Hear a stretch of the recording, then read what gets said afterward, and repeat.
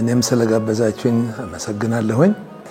እንግዲህ በዓለ 50 የሚባለው ወይም ደግሞ በዓለ ጰራቅሊጦስ ቅዱስ ዮሐንስ አፈወርቅ ነው የቤተክርስቲያን የልደት ቀን ናት ብሎ ይሄንን ስያሜ የሰጠው።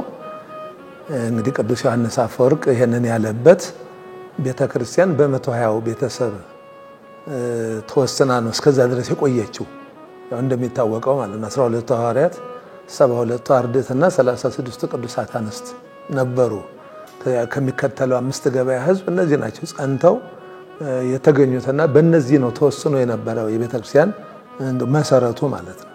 ስለዚህ እነዚህም ደግሞ አገልጋዮች ናቸው። ያው አብዛኞቹም እንደዚህ ያው ካለበት የሚውሉ ካደረበት የሚያድሩ ነበሩና እንግዲህ ባረገ በ10ኛው ቀን በተነሳ ደግሞ በ50ኛው ቀን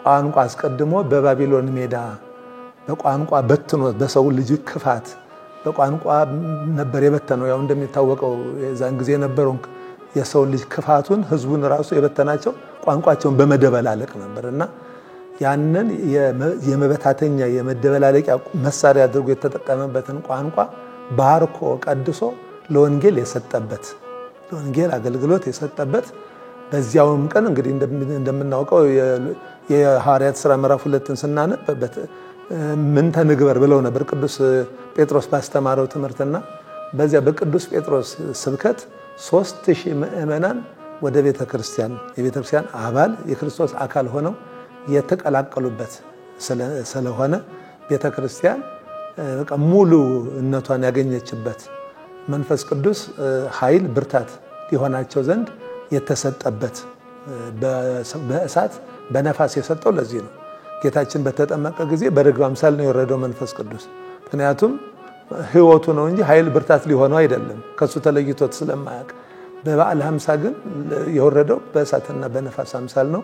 ይሄውም ኃይል ብርታት ጽን እንዲሆናቸው ነው በዚህ መልኩ የሰጠውና ለመጀመሪያ ጊዜ 3000 ምእመናን ቤተክርስቲያን ወልዳ ያገኘችበት በወንጌል አገልግሎት በቅዱስ ጴጥሮስ ስብከት ያነዚያን ያገኘችበት ዕለት ስለሆነ ቅዱስ ዮሐንስ አፈወርቅ ይሄንን ዕለት የቤተክርስቲያን የልደት ቀኗ ነው ብሎ ከዛ በኋላ ነው እንግዲህ ቆየት ብሎ ደግሞ 5000 አገልግሎቱ እየሰፋ ሄደ። በፊት በአንድ ቋንቋ ብቻ ይሰበክ የነበረው አሁን በ72 ቋንቋ በመላው ዓለም ይሰበክ ጀመረ። በፊት መለያየ የሆነ ቋንቋ አሁን መሰባሰቢያ አንድ መሆኛ የወንጌል መሳሪያ ሆኖ ተገኘ። ስለዚህ ወንጌል በቋንቋ መሳሪያነት በወንጌል ልጆቿን የወለደችበት ብዙ ልጆቿን በአንድ ስብከት በቅዱስ ጴጥሮስ ስብከት 3000 ምእመናንን የወለደችበት ዕለት ስለሆነ ያገኘችበት ዕለት ስለሆነ መንፈስ ቅዱስም ላይለያት ለአንዴና ለመጀመሪያ ለአንዴና ለመጨረሻ ላይለያት ነው። የዛን ጊዜ ብቻ ተሰጥቶ ይቀር አይደለም። በቃ የዛን ጊዜ ተሰጠ የቤተክርስቲያን ሀብት ሆኖ ቀረ ማለት ነው። የቤተክርስቲያን ሀብቷ የወንጌል መሳሪያ ሆኖ ቋንቋም እንዲያገለግል መንፈስ ቅዱስም ደግሞ ከቤተክርስቲያኑ ሳይለይ እንደረበበ ይኖራል ማለት ነው። ከዛ ጊዜ ጀምሮና ያ መንፈስ ቅዱስ የተሰጠበት ዕለት የቤተክርስቲያን የልደት ቀን ብሎታል ቅዱስ ዮሐንስ አፈወርቅ ማለት ነው።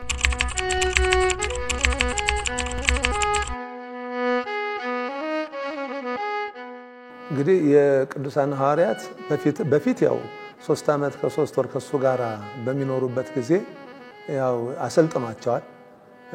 መጀመሪያ እሱ እያስተማረ ከሱ ጋር ካለበት ይውሉ ካደረበት ያድሩ ነበር። እንዴት እንደሚያስተምር አይተዋል። በኋላ ደግሞ ባርኮ ቀድሶ ሁለት እያደረገ ደግሞ ይልካቸው ነበር በዙሪያው ባሉት። ስለዚህ ይሄንን እያደረገ ካለማመዳቸው በኋላ ወንጌል ከኢየሩሳሌም ውጪ በመላው ዓለም ይሰበክ ዘንድ ሐዋርያቱን እና ደግሞ ከነሱም ጋር 72 አርድእት ከዚያ ጊዜ ጀምሮ የወንጌልን ስምሪት ተልእኮ ለቤተክርስቲያን ሰጠ ማለት ነው። ወንጌል እንዲስፋፋ ነው፣ ሌላ ነገር የለውም። ተልእኳቸው በዋናነት የቤተክርስቲያን እንደሚታወቀው በደንብ ባንሰራበትም የቤተክርስቲያን የመጀመሪያ ተልእኮ ወንጌልን ማስፋፋት። ከዛ በኋላ ነው ጥምቀቱም፣ ከዛ በኋላ ነው ሚስጥራት የሚፈጸሙት። ሰው ካመነ በኋላ ነው። ለማመን ሰባኪያን ያስፈልጋሉ። ሰው እንዲሰማ ካልሰማ ዮሐንስ ቅዱስ ጳውሎስ በሮሜ 10 ላይ እንደተናገረው ባልሰሙት እንዴት ያምናሉ? ያለ ሰባኪስ እንዴት ይሰማሉ እንዳለው። ስለዚህ ሰው ይሰማ ዘንድ አንደኛ መንፈስ ቅዱስ ኃይል ብርታት ሆኗቸዋል። ቋንቋ አስታጥቋቸዋል። መላው ዓለም የሚነጋገርበትን ቋንቋ ስለዚህ ትጥቁን ካሟሉ በኋላ ካሟላላቸው በኋላ በመላው ዓለም ሄደው እንዲሰብኩ ወንጌልን እንዲሰብኩ ላልሰማ እንዲያሰሙ ዓለም ሁሉ በወንጌል አምኖ እንዲድን ያው በማቴዎስ 28 ቁጥር 19 እና 28 ላይ እንደዛው ነው ያላቸው ሄዱና በአብ በወልድ በመንፈስ ቅዱስም እያጠመቃችኋቸው ያዘዝኳችሁን ሁሉ እያስተማራችኋቸው በአብ በወልድ በመንፈስ ቅዱስም አጥምቋቸው ደቀ መዛሙርት አድርጓቸው ብሎ አዟቸው ነበር። ስለዚህ ያንን በሐዋርያት ሥራ ምዕራፍ 1 ቁጥር 8 ላይ እንደምናገኘው በአራት ቦታዎች ላይ እንዲያስተምሩ ማለት ነው። አራት ቦታዎች አንደኛ ኢየሩሳሌም፣ ሁለተኛ ሰማሪያ ማነው ይሁዳ፣ ሁለተኛ ይሁዳ፣ ሶስተኛ ሰማሪያ፣ አራተኛ የምድር ዳር እነዚህ ሁሉ ምስክሮቼ ትሆናላችሁ ነው ያላቸው። የሐዋርያት ሥራ ምዕራፍ 1 ቁጥር 8 ላይ መንፈስ ቅዱስን ጸጋ ሊልክላቸው በተዘጋጀበት ሰዓት አስቀድሞ ተልእኮ ወዴት እንደሆነ እንዴት እንደሆነ ስልጣኑንም ጭምር ሰጥቶ ተልእኳቸውን አስረድቷቸው ኢየሩሳሌም የጸኑት ናቸው። እንግዲህ በብዙ መንገድ ሊተረጎም ይችላል። የጸኑት ናቸው። እንደገና ደግሞ ይሁዳ የኢየሩሳሌም ዙሪያው ነው። ስለዚህ እነዚያ ደግሞ ወጣ ገባ የሚሉ አንዴ እንዲሚሉና እነዛንም ደግሞ የማጽናት የጸኑትን የመጠበቅ ኢየሩሳሌም ያሉትን እንደገና ደግሞ በይሁዳ ያሉት ማለት ደግሞ እንደው ትንሽ ለብ ያሉትን እነሱን ደግሞ የማጽናት በሃይማኖት የማጽናት በምግባር የማበርታት ስራ እንዲሰሩ በሰማሪያ ደግሞ ማለት በፊት መሰረታቸው የያዕቆብ ልጆች ናቸው።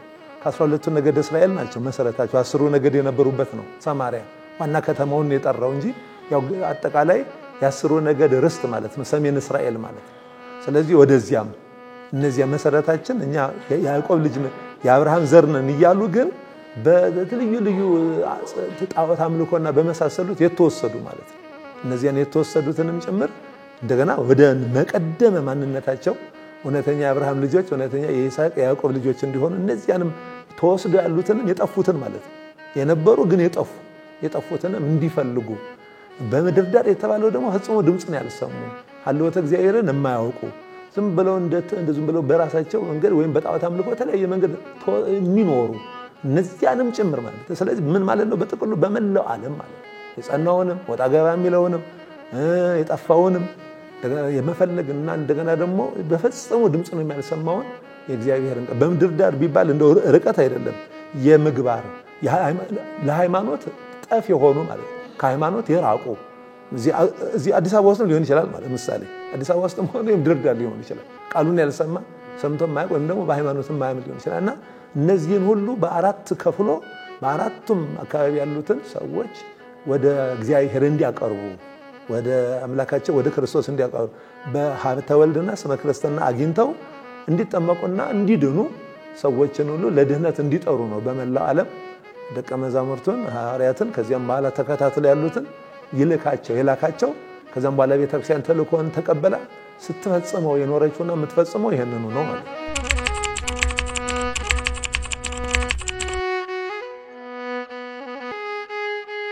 በዓለ ጰራቅሊጦስ 3000 ምዕመናን በአንድ ቀን በአንድ ስብከት በአንድ መምህር ስብከት በቅዱስ ጴጥሮስ ስብከት 3000 ምዕመናን ይሰሙ ከነበሩት ከብዙዎች 3000 ምዕመናንን ልጆች አድርጋ ያገኘችበት ዕለት ነው። ስለዚህ በዓለ ጰራቅሊጦስ ምንድነው ራሱ ስንል የስብከት ዕለት ነው ማለት ነው። የስብከት ወንጌል የተሰጠበት ዕለት በስብከት ወንጌል ብዙዎች ያመኑበት ዕለት ነው በዓለ ጰራቅሊጦስ።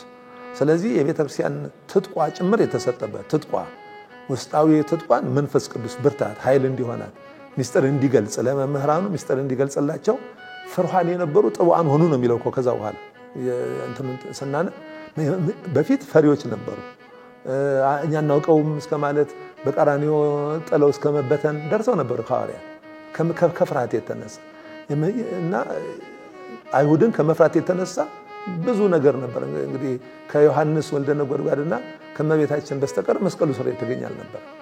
በኋላ ግን የመንፈስ ቅዱስን ጸጋ ካገኙ በኋላ ግን ፍሩሃን የነበሩት ፈሪዎች የነበሩት ደፋሮች ጥቡአን ሆነው በቃ እንደው በፊት ይሸሹ የነበሩት አሁን ደግሞ ስለ ክርስቶስ ስም መከራ ለመቀበል ቁልቁል እስከ መሰቀል በሰይፍ አንገትን እስከ መቀላትም ለመድረስ ወንጌልን እያስተማሩ እና እንግዲህ በዓለ ጰራቅሊጦስ የወንጌል ቀን ነው ማለት እንችላለን። ወንጌል የተሰበከበት ቀን ብዙዎች ካለማመን ወደ ማመን የተመለሱበት ቀን ብዙዎች የራቁ የቀረቡበት ቀን ነው እና ቤተክርስቲያን በዚያን ቀን ትጥቋን የወንጌል ትጥቋን ያገኘችበት በዓለ ጰራቅሊጦስ አንደኛ መንፈስ ቅዱስ ጸጋ አግኝታለች። ልዩ ልዩ ጸጋ፣ የማስተማር ጸጋ፣ የመምከር ጸጋ፣ የማስተባበር ጸጋ፣ የመዘመር ጸጋ፣ ብዙ አይነት ጸጋ የሚሰጠውን ማለት ነው። ቤተክርስቲያን ትጥቋን ያገኘችበት የወንጌል ትጥቋን ያገኘችበት ወንጌል የሰበከችበት በወንጌል ስብከትም ደግሞ ብዙዎችን ያሳመነችበት 3000 ነፍሳትን በአንድ ያሳመነችበት ቀን ስለሆነ ከሐዋርያዊ ተልእኮ እንደውም ዋናው ሐዋርያዊ ተልእኮ የተጀመረበት ቀን ማለት ነው። በይፋ የተጀመረበት ከዛ በፊት አልነበረም ባንልም ከዛ በፊት ሁለት ያደረገም ልኳቸው ያስተምሩ ነበረ። ግን በዋናነት በሐዋርያት ማለትም ቤተክርስቲያን ልንል እንችላለን ሐዋርያት ስራቸውን የጀመሩበት ትክክለኛ እውነተኛ ስራቸውን ወንጌልን የማሰራጨት ተልእኳቸውን የጀመሩበትና ብዙዎችንም ደግሞ በመንፈስ ቅዱስ ረዳትነት ያገኙበት ለቤተክርስቲያን ልጆችን 3000 ነፍሳትን ያተረፉበት ያዳኑበት ቀን ነውና ከቤተክርስቲያን የሐዋርያት ተልእኮ ጋር በቀጥታ ነው የሚገናኘው። በቃ እሱ ነው መነሻው። ከሱ ጀምሮ ነው የቀጠለው ማለት ትጥቁ ውጫዊ ትጥቅ ቋንቋ ነው። የቋንቋ ውስንነት እንዳይኖርባቸው ቋንቋ ተገልጾላቸዋል። የእውቀት ውስንነት እንዳይኖርባቸው መንፈስ ቅዱስ ከነሱ ጋር ነው። ቋንቋውንም የሚገልጽላቸው እውቀቱንም የሚገልጽላቸው ጌታችን ነግሯቸዋል። መንፈስ ቅዱስ ወደ እናንተ ይመጣ እኔ ካልሄድኩ እሱ አይመጣም፣ እሱ ቢመጣ እኔ ብሄድ ይሻላችኋል። እሱ እንዲመጣ እሱ ከመጣ የነገርኳችሁን ሁሉ ያስተማርኳችሁን ሁሉ ያሳስባችኋል።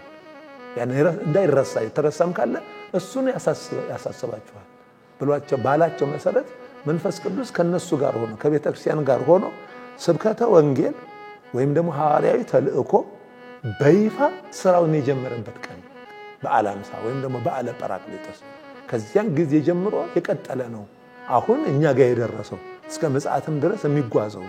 ስለዚህ በቃ በቀጥታ ምን ግንኙነት አላቸው ሳይሆን በቀጥታ እሱ ነው። በቃ በዓለ ጰራቅሊጦስ ማለት የሐዋርያዊ ተልእኮ በዓል ስለሆነ የወንጌል በዓል ስለሆነ ማለት የወንጌል በዓል ስለሆነ የተጀመረበትም ስለሆነ እሱ ስለቀጠለ ቀጥተኛ ግንኙነት ነው ያላቸው።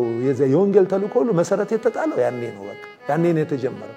ያኔ የተጀመረ ከዛ በኋላ ደግሞ ቀድም እንዳልኩትም ለመጥቀስ እንደሞከርኩት ደግሞ በሌላ ስብከት ነው 5000 ተጀመረ ማለት ከዛ 8000 ማህበረ እስጢፋኖስ እንላለን። ሐዋርያትም እየበዙ ሲመጡባቸው የማዕዱንም ስራ ምግባቸውንም ጉዳይ የወንጌልንም ጉዳይ ሁለቱንም ሲሉ ወንጌል ቶሎ ቶሎ እንዲሮጥ እንዲፋጠን እንዲዳረስ የዛኛው ሰው ስለሚያስፈልገው ለዛ ለማዕዱ ስራ 7 ዲያቆናትን በቅዱስ እስጢፋኖስ መሪነት አስመረጡ። ከዛ ውስጥ ደግሞ እነዚያም ደግሞ የማዕዱን ስራ እንደው ያዙት እንጂ ለምሳሌ ቅዱስ እስጢፋኖስ ከዚያ ከማዕዱ በላይ የበለጠ እንደ ሐዋርያት ወንጌልን የሚያስፋፉ ማለት ነው። እነዚህ እንግዲህ ማህበሩ እየሰፋ እየጠነከረ ሲመጣ ደግሞ ወንጌል አሁን በመላው ዓለም እንዲዳረስ 8000ም ተሰብስቦ አብሮ ይማራል፣ አብሮ ይበላል፣ አብሮ ይጠጣል። ስለዚህ ወንጌሉ ከኢየሩሳሌም የሚወጣበት መንገድ ብዙም ስላልነበረ እዚያው እንደው ሞቋቸው እንዳይቀሩ ያ ማህበር መበተን ነበረበት ማለት ያ የእግዚአብሔር ፈቃድ ነው። ለዚህ ነው በሐዋርያት ሥራ ምዕራፍ 8 ቁጥር 4 ላይ ይመስለኛል እዛ ላይ የተበተኑትም ቃሉን እየሰበኩ ዞሩ ነው እንዲዳረስ እግዚአብሔር ባወቀ። ለጊዜው በቅዱስ እስጢፋኖስ ሞት ምክንያት ማህበሩ ተመታ ማለት ነው። የተመታው ግን ወንጌል እንዲዳረስ ነው። በኢየሩሳሌም ብቻ እንዲታጠር አይደለም የእግዚአብሔር ፈቃድ በመላው ዓለም እንዲደርስ ነው። ያልተማሩ እንዲማሩ፣ የራቁ እንዲቀርቡ፣ በአምልኮተ ጣዖት የሚኖሩ ወደ አምልኮተ እግዚአብሔር እንዲቀርቡ፣ ሀብተ ወልድና ስመ ክርስትና እንዲያገኙ ነው እንጂ ዝም ብሎ በኢየሩሳሌም ሰው ታጥረው የሆነ ቤተሰብ ተመስርቶ 8000 ማህበረ እስጢፋኖስ በቃ ራሳቸው እያሉ እዛው እንዲኖሩ ስላልሆነ ወንጌል በመላው ዓለም መዳረስ ስላለበት እንዲዳረስ ደግሞ ለጊዜው ያ ማህበር እንዲበተን አደረገው ማለት ነው። እግዚአብሔር ባወቀ ማህበሩ ተበተነና ያው ቅዱስ ሉቃስ ሲጽፍልን የተበተኑትም ቃሉን እየሰበኩ ዞረዋል። ስለዚህ ከዚያ ጊዜ ጀምሮ ወንጌል በዚህ መልክ ይቀጣቀል በአንድም በሌላም ማለት ነው። በስደትም አሁን የምናየው በመላው ዓለም ይሄው ነው። ግማሹ ለሥራ ብሎ፣ ግማሹ ለተሻለ ኑሮ ብሎ፣ ግማሹ እዚህ ሀገሩ መኖር አቅቶት ከአንዱ ሀገር ወደ አንዱ ሀገር እንግዲህ ከስድስቱ ማዕት አብያተ ክርስቲያናት ማለት እንችላለን። የኢትዮጵያ ቤተክርስቲያን ብቻ ስላለች ኦርቶዶክስ ከሁሉም ቦታ በተለያየ መንገድ በስደትም ለምሳሌ ከሶሪያውን ሶሪያ እንደ ሀገር ገና አሁንም በደም መቆም አልቻለች። ክርስቲያኑ ሶሪያ ስትበተን እዛ ያሉ ክርስቲያኑም አብሮ ነው አውሮፓ ምንም የተበተነ በዚያም ውስጥ ምን አለ ወንጌል ይሰበካል። አልሰማንም እንዳይል ዓለም ብዙ ሚድኑ ነፍሳትም እግዚአብሔር ስላሉት በዚህ መልክ ወንጌል እየተስፋፋ የመጣበትን ታሪክ ነው የምናገኘውና ቀጥተኛ ታሪክ ነው ያላቸው የሚለው ራሱ ላይ ገልጠው ማለት ነው። በቃ በቀጥታ በዓለ ጰራቅሊጦስ የወንጌል መነሻ የሐዋርያት ተልእኮ መጀመሪያ በአዲስ ኪዳን ማለት ነው። በአዲስ ኪዳን የሐዋርያት ተልእኮን በይፋ ከዚያ በፊት ሁለት አድርጎ ቢልካቸውም ይሄን ያህል አሳመኑ ይሄን ያህል ምን አሉ የሚል ነገር አልሰማንም። መላካቸውን ነው የምናውቀው። እሱ ነበር ያስተምር የነበረው በዋናነት። ከዛ በኋላ ግን በበዓለ ሃምሳ ግን በቀጥታ ስራውን ተረክበው ሲያሳምኑ እናገኛቸዋለን። ሲያሳምኑ ብዙዎች ሲያምኑ ምን ተነግበር ሲሉ ምን እናድርግ ሲሉ ማድረግ ያለባቸው ሲነገራቸው ያንን ፈጽመው ሲጠመቁ ከዛ በኋላ እየበዙ ሲሄዱ ሐዋርያት ሥራ ከምዕራፍ 2 ጀምረን ምዕራፍ 3 4 5 እያነበብ ስንሄድ ምእመናን እየበዙ እየተጨመሩ ሄዱ ነው የሚለው። ወንጌሉም እየተጨመረ አገልግሎቱ እየሰፋ ምእመናን እየተጨመሩ 8000 ላይ ደረሱ። በኋላ ደግሞ አሁንም ከኢየሩሳሌም መውጣት ስለነበረበት ይሄ ሁሉ 8000 ለጊዜው እግዚአብሔር ባወቀ ሰልጣኝ ነበር ማለት ይችላል። ተተኪ መምህር ነበር ማለት ይችላል። እግዚአብሔር ባወቀ ምንም እንኳን እነሱ ተተኪ መምህርነታቸውን ባያውቁትም የወንጌል ሰባኪነታቸውን ባያውቁትም ሲሰበስባቸው ግን ለዚህ ዓላማ ነበር። ስለዚህ ከመቶሃው ቤተሰብም አልፎ እነዚህ 8000ም እግሬ አውጪ ብለው ባገኙበት ቦታ ሲሸሹ በጣም የሚገርመው ግን ኃይል ብርታት ጽም ሆኗቸው ስለነበር መንፈስ ቅዱስ ወንጌልን እየሰበኩ ነው ይሄዱ የነበረውና ወንጌል ሰፋ ማለት በመላው ዓለም የደረሰው እንደውም በዚያ በተበተነው በማህበረ ቅዱስ እስጢፋኖስ ነው ማለት ይቻላል።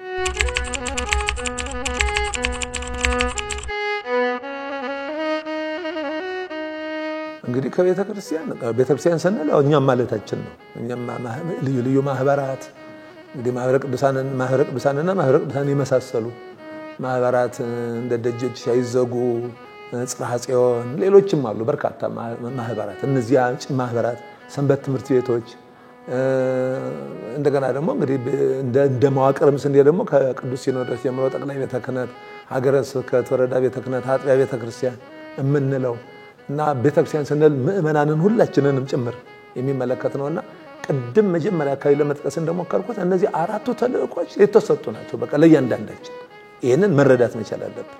ሁሉም በተሰጠው ጸጋ ማገልገል አለበት።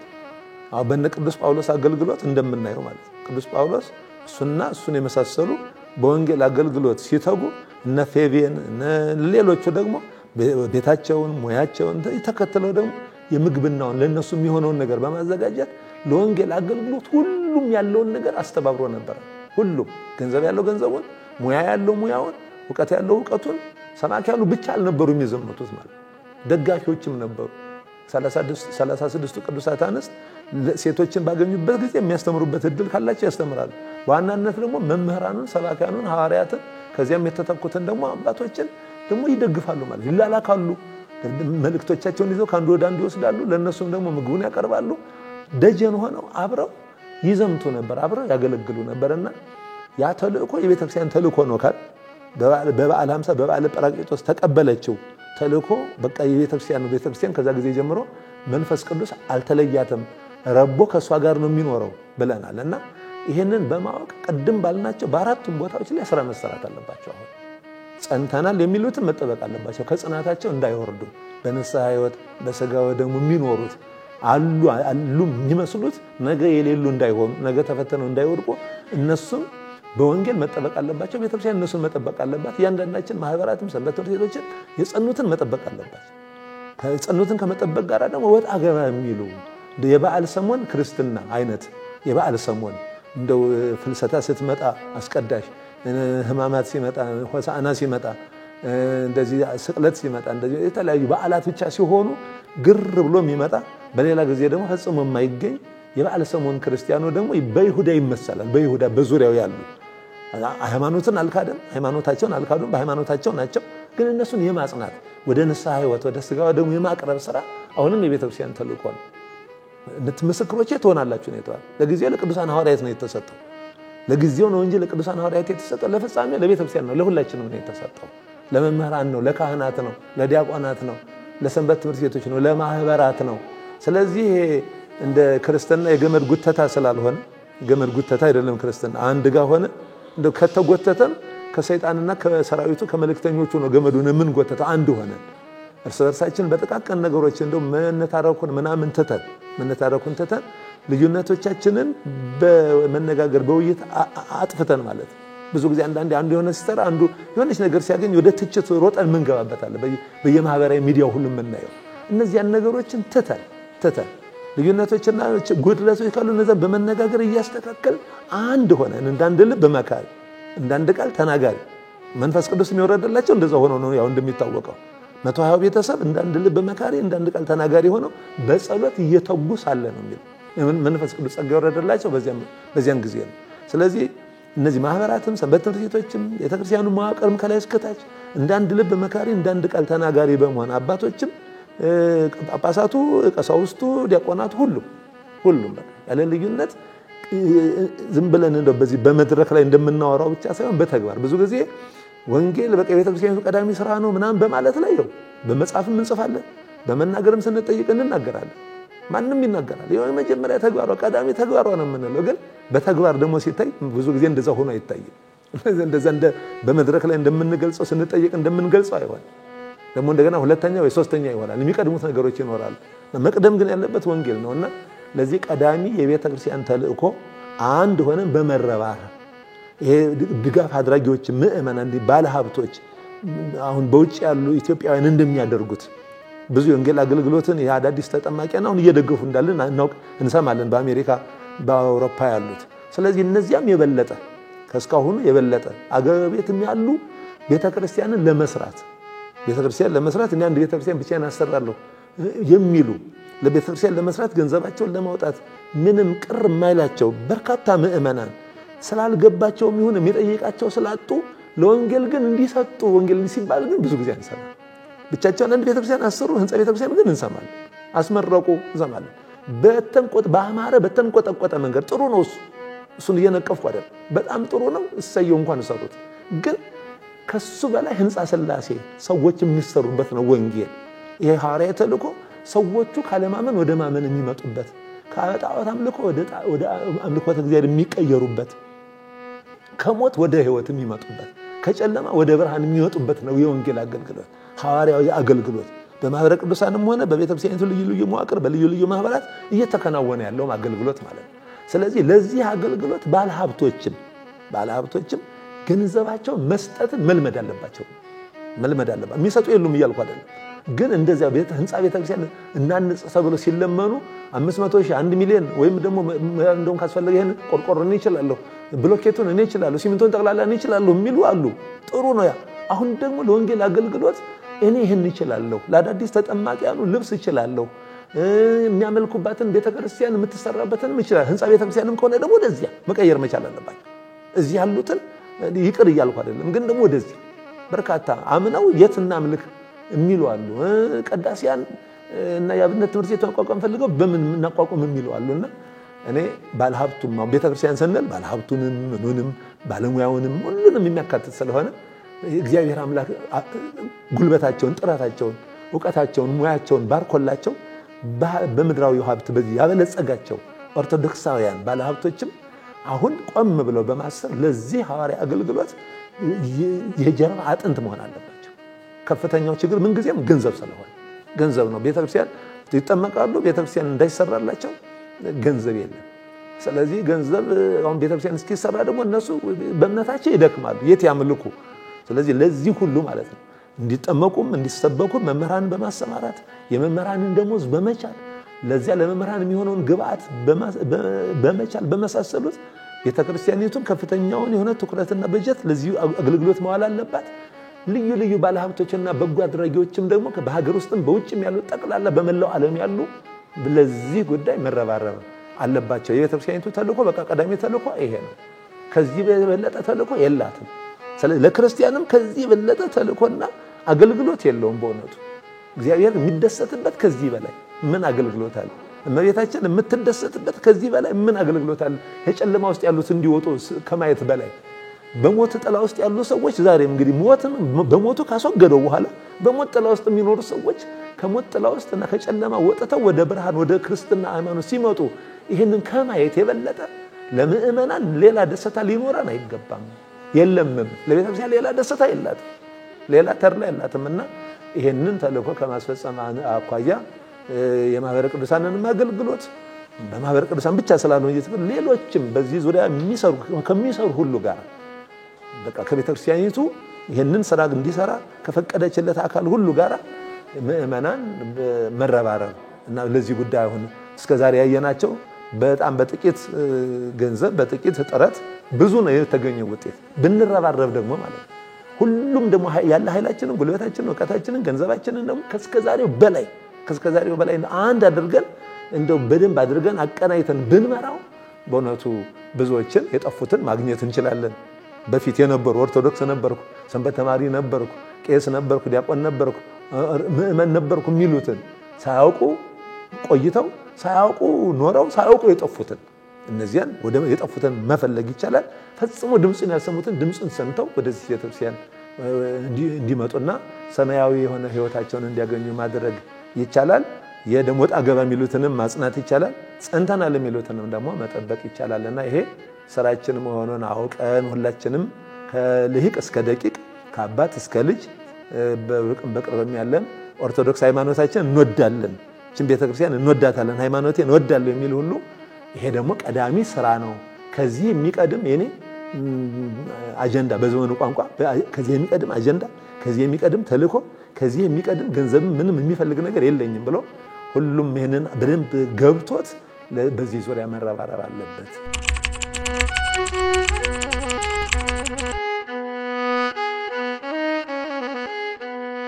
አሁን እንግዲህ በዓለ ሃምሳ በዓለ ጰራቅሊጦስ ከተከበረ በኋላ ቅዱሳን ሐዋርያት ሌሎችም አብረው 120 ቤተሰብ ጾመው ነው ወደ አገልግሎቱ ይሄዱት እንደገና በእግዚአብሔር ቸርነት በተቀበሉት መንፈስ ቅዱስ ታድሰው ጸንተው በርትተው እንደገና ደግሞ ጾመው እና ወደ አገልግሎት የገቡትና እኛም እንግዲህ ጾማችንን እየጾምን እንግዲህ ጾም ስንጾም ቁጠባ እንዳይሆን ቁርሳችንን ለቁርስ ቢያንስ ለቁርስ የምናወጣው ምሳና እራት እሺ እንበላለን እንበል ግን ቁርስ የምናወጣው ለዚህ ተልእኮ ብናውለው ይሄ ምን ጊዜም ቢለመድ እንደው መላለሁ ቢለመድ ሁሉ ጊዜ ጎትጓችን ባንፈልግ አሁን ጾመ ሐዋርያት አለ የሐዋርያት ጾም ነው ጾሙ ስለዚህ የሐዋርያት ጾም ለሐዋርያዊ ስራ እንዲውል ማድረግ ጾሙ የሐዋርያት ነው ስለዚህ ያችን የቁርሷን አሰባስቦ ለሐዋርያዊው ተግባር ቅዱሳን አባቶቻችን ሐዋርያት ለመሰረቱት እኛም እንጾማለን እንፈታለን በጾማችን ከኃጢአት ማሰሪያ ከተለያዩ ነገሮች እንደው በፊት ለቀቅ ካልንበት ነገር ትንሽ ሰብሰብ ብንላለን ገንዘባችን ደግሞ ሄዶ የብዙዎችን ህይወት ይቀይራል ገንዘባችን ተሰባስቦ እቺም 50 ሎሚ ለአንድ ሰው ሸክም ለ50 ሰው ደግሞ ሽታ ነው ይባላል ሁላችንም የቁርስ ብናዋጣ ሲጠራቀም ብዙ ይሆናል ስለዚህ እዛ በጨለማ ውስጥ ያሉትን ሰዎች ያወጣል ማለት ጽድቅ ከዚህ በላይ የለም በገንዘባችን እንጸድቅበታለን ማለት ነው እዚህኛ በጾሙ እንባረካለን ገንዘባችን ደግሞ ሄዶ በሚያስፈታቸው ከሰይጣን ቁራኝነት ከኃጢአት ቁራኝነት ከዚያ ካለማመን ከጣዖት አምልኮ ከጨለማ ውስጥ ያወጣል ማለት ነው ገንዘባችን ይሄ ምን ጊዜም እንደው ቢለመድ እኛ ካልሰነፍን በስተቀር እኛ ብንሰራ አይደለም ኢትዮጵያ ውስጥ ያሉትን አፍሪካ ውስጥ ያሉትን ማምጣት እንችላለን እውነቱን ለመናገር ብንረባረብ አንድ ብንሆን በአፍሪካ ውስጥ ያሉትን በተለያየ በጥፋት ጎዳና በጉስቁልና ባለማመን ውስጥ የሚኖሩትን እነዚያን ሁሉ ጨምረን አገልግሎታችንን የቤተክርስቲያን አገልግሎት በሀገር በክልል በቋንቋ በምን የተገደበ አይደለም እንደሚታወቀው አገልግሎቱን ብንቀላቀል የተቀላቀሉ አሉ በየወሩ ያመጡ የሚሰጡ እነሱ በርትተው መቼም እንደተባረኩበት መቼም እነሱ ምስክር ሊሆኑ ይችላሉ ያስባል እነዚያ እንዲቀጥሉበት ያልተቀላቀልን ገና አለን ብዙ እነዚያ ደግሞ እኛም ደግሞ ብንቀላቀልና ይሄን አገልግሎት ብናሰፋው ብናጠነክረው ዋጋ እናገኝበታለን እናተርፍበታለን ለነበረን ጊዜ ሁሉ እንግዲህ አምላካችን እግዚአብሔር ስም የተመሰገነ ይሁን እግዚአብሔር ይስጥልኝ